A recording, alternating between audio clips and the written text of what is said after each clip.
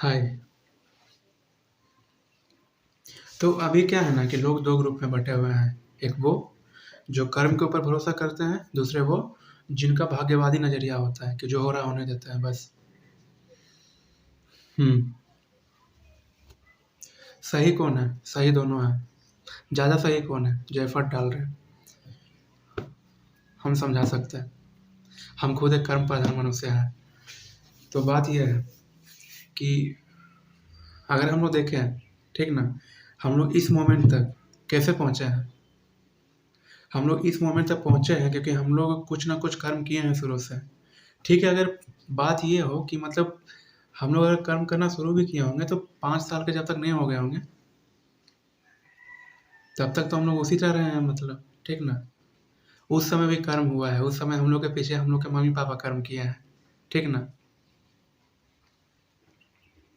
ठीक है?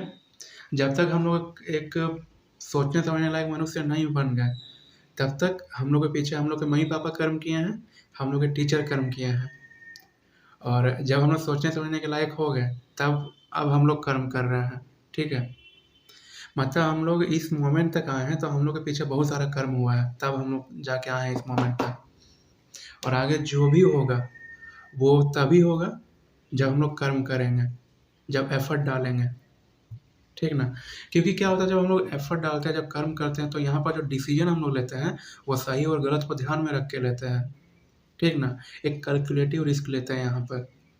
और फिर क्या होता है कि कर्म में क्या होता है कि कोई भी चीज़ का होने का जो पॉसिबिलिटी है, जो परसेंटेज है, वो बढ़ जाता है। ये चीज़ है।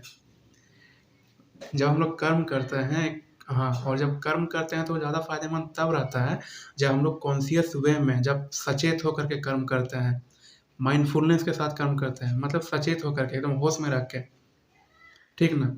जिस चीज़ के लिए हम लोग कर्म कर रहे होते हैं, उसके लिए अगर हम एकदम सचेत होकर के कर्म करें, तो वो चीज़ हमको मिलेगा ही मिलेगा, सीधा-सा बात है। क्योंकि डेस्टिनी है क्या? हम लोग कोई भी चीज़ को भाग्य के ऊपर छोड़ देते हैं।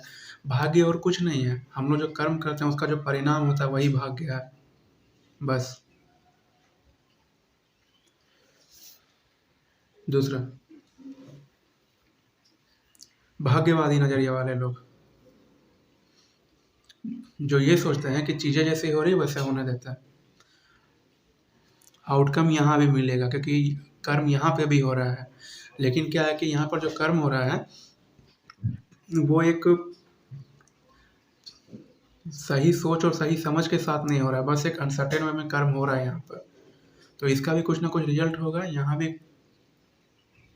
जो परसेंटेज है कोई चीज़ का होने का, वो एग्ज़िस्ट करता है, लेकिन पहले वाले केस के मुकाबले कम एग्ज़िस्ट करता है।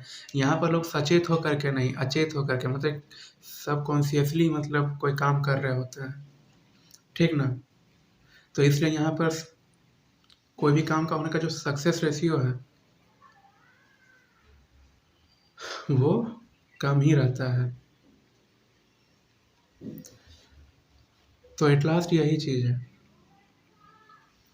कि जो हो रहा है उसको होने देते हैं, इस सोच के बजाय जो चीज़ हमको चाहिए उसके लिए हम एफर्ट डालते हैं, उसके लिए हम कर्म करते हैं।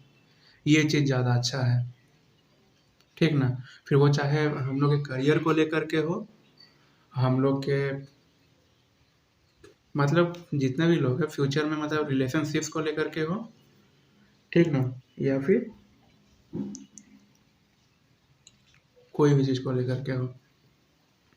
और एट लास्ट कोई भी चीज़ को हम लोग टाइम के ऊपर नहीं ना छोड़ सकते हैं, क्योंकि टाइम क्या है ना, जैसा कि हम शायद बता दिए यहाँ पर, टाइम क्या है? टाइम कुछ नहीं है, टाइम हमेशा बस गतिमान रहेगा और टाइम का एक ही काम है, हम लोग का मृत्यु का समय तक पहुँचा देना, बस। जब तक ज़िंदा है तब तक टाइम का अस्तित्व है हमारे लिए, जब मर गए तब टाइम का कोई अस्तित्व ही नहीं है हम लोग के लिए। बात यही है।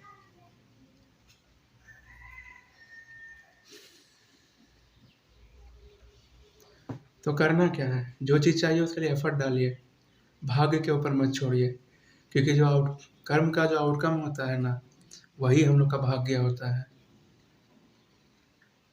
क्लैरिटी के साथ काम कीजिए, डाउट के साथ नहीं।